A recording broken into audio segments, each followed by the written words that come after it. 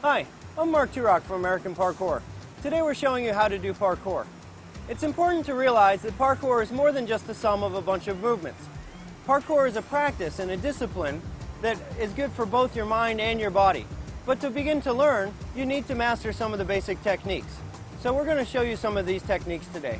The techniques we're going to show you start with landing and rolling, which are really safety items. You need to be able to land well to do parkour and transfer your momentum well to land safely. Then we're going to move on to precision jumps. We're going to do vaults of 3 different kinds. We're going to do a basic two-handed vault, a speed vault, and a monkey vault. We're also going to do tic-tacs, wall runs, and cat leaps. One of the great things about parkour is that it really requires very little or no equipment. The only thing that will really help is a good pair of shoes. A good pair of usually lightweight running shoes, especially with good traction. K-Swiss makes a pair of shoes that are made specifically for parkour, and they have really great traction. Aside from that, there's nothing you need except to go out and start training. Safety is absolutely crucial in parkour. Parkour is a physical discipline, so there is some chance for injury, especially if you rush into it without learning the basic movements first. That's why we show you landing and rolling first. It's very important to be very comfortable with where you are and only increase in very small increments. This is one of the mantras of parkour, is increasing but slowly. Slowly building your boundaries and building what you're capable of doing. There's some misleading information out there in the form of videos where people are jumping even between 2 buildings. But these videos don't have labels on them, so you don't know if either the person is going to get hurt because they haven't practiced enough, or maybe this is a practitioner who's done this for 10 years and is very comfortable with what they're doing. In any case, don't try to imitate others. Work at your own pace and keep safety first. I started practicing parkour in London about 6 years ago. Since then, I've been part of some of the world's largest organizations based around parkour. Currently, I run the American Parkour website with help from the guys on the Tribe and also a team called the APK Alliance. Together, these guys put together great information about parkour. There are tutorials, articles, so whether you're just getting started or you've been practicing for a long time, there's great information here. It's also a large community with a forum so that you can meet and train with other people around you. The important thing about parkour is that you only get the benefits of it by actually training. So let's get started. Hi, I'm Mark Turok for American Parkour. Today we're showing you how to do parkour. The first thing we're going to show you is landing and rolling. Landing and rolling are very important as they address a safety issue to absorb impact from your body. Leon is going to do a landing. He's going to have his back arched, his chest up, and you'll notice that he lands on the balls of his feet. Good, so we'll watch that one more time from the side, noting that he's on the balls of his feet and that his back has a positive curve. Excellent. So that's going to help to minimize the impact on your knees. There's a lot of dropping and landing in parkour, and you need to be ready to do that. When you're landing with more momentum or from a greater height, you need to learn how to roll to greater absorb the impact. Skipper's going to do a roll. One thing you'll notice is that he rolled from his shoulder to the opposite hip. This minimizes the amount of contact with the spine, and also tucking the head protects the neck. You're not going to start to roll by jumping off of something. You want to start this first of all on a soft surface, and second of all from just a crouching position. So Skipper's going to go ahead and face 45 degrees to the direction that he's rolling. He gets his lead arm out even though it doesn't take any weight. He's going to roll from his shoulder to his opposite hip.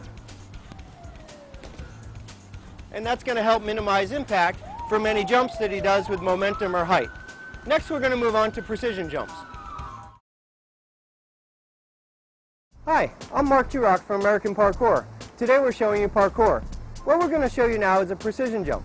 A precision jump is very similar to a regular landing, however you're landing on a small object. This does a couple of things. It requires more focus, and it also requires balance and greater precision, hence the name precision jump. Leon is going to jump onto the small railing from here.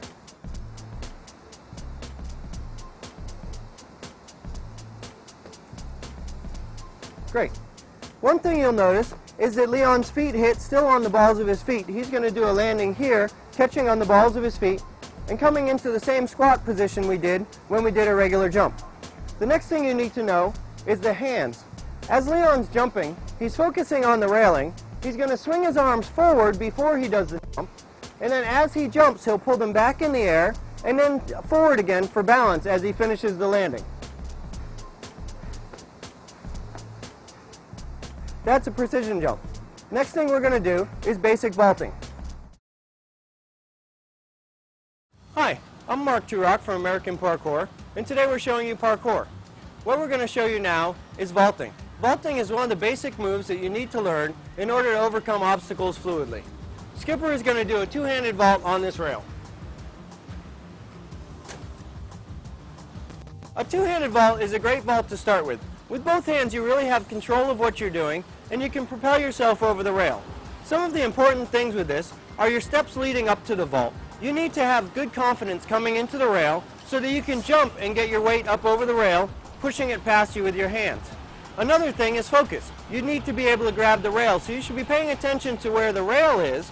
As you run up, you're going to take good confident steps, propel yourself up, grab the rail, push yourself over. Your legs will go out to the side, so really you don't have to jump very high as your center of gravity isn't moving very much. This is part of the efficiency of a vault.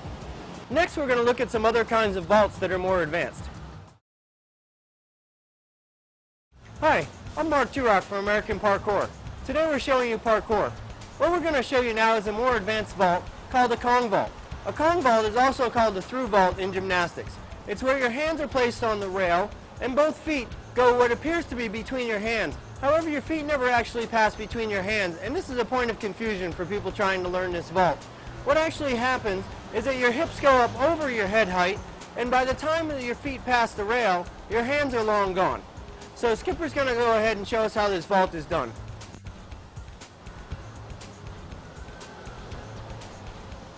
Now, a couple of things to observe about this vault are, one, the hips coming up high. This is crucial so that your feet clear the railing or obstacle that you're vaulting over. One of the best ways to do this is to get your head down. If your head is down, it allows your body to come up behind you. If you pick your head up, your body naturally goes down below, and there's a chance that you'll clip your feet on wherever the obstacle is. Next, we're going to do another kind of vault called a speed vault. Hi, I'm Mark Turok from American Parkour. Today we're showing you how to do parkour. The next move we're going to look at is called a speed vault. A speed vault is a great move to get over an obstacle while preserving your momentum. One of the things you want to be sure to do is jump early enough before the obstacle so that you jump at an angle, keeping your speed all the way through the movement. Skipper is going to show us a speed vault. One thing that you'll notice is that he takes off and lands from the same foot. Another important thing about the speed vault is making sure to get your torso sideways so that your legs are out to the side and you clear the obstacle with a minimum of upward force. That way your force mostly continues forward and you keep your speed throughout the movement. Next we're going to do tic-tacs. Hi, I'm Mark Turok from American Parkour. Today we're showing you how to do parkour. The next move we're going to show you is called a tic-tac. A tic-tac is when you redirect your momentum off a wall or other obstacle.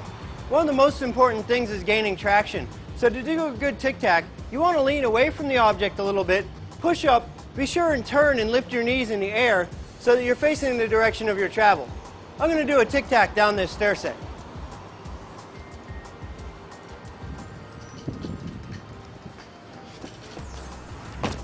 In the tic-tac, one thing you want to make sure of is that you get a low enough step that you can propel your momentum upward from there. If you bring your foot too high, you'll only come directly off the wall. So I'm going to show you first what happens when I bring my foot too high.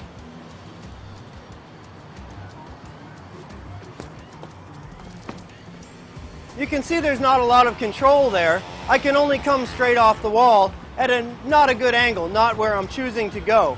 Now I'm going to use the wall to propel myself upward, and you'll see a lot more control in the movement.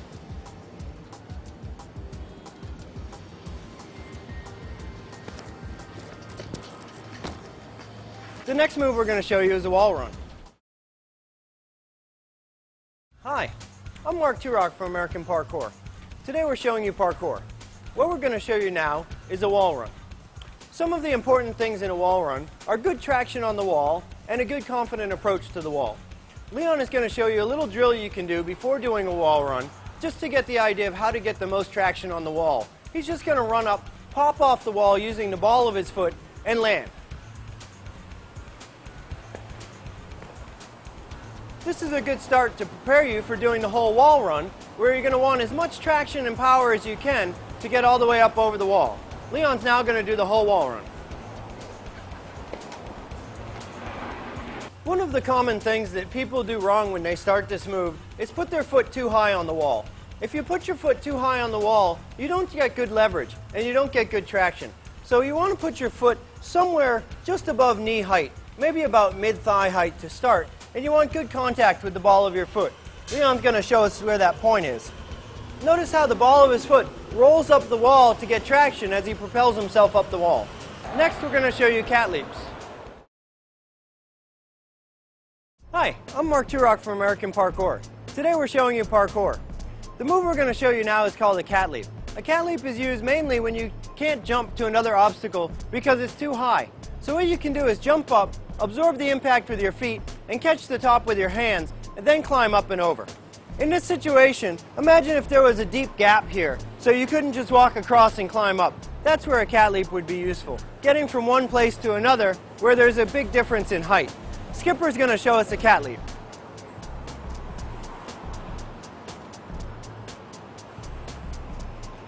Again, one of the most important things about a cat leap is making sure that your feet hit the wall first to absorb the impact before your hands catch. You also want to hold your face back so your face doesn't hit the top of the object of the wall that you're jumping to.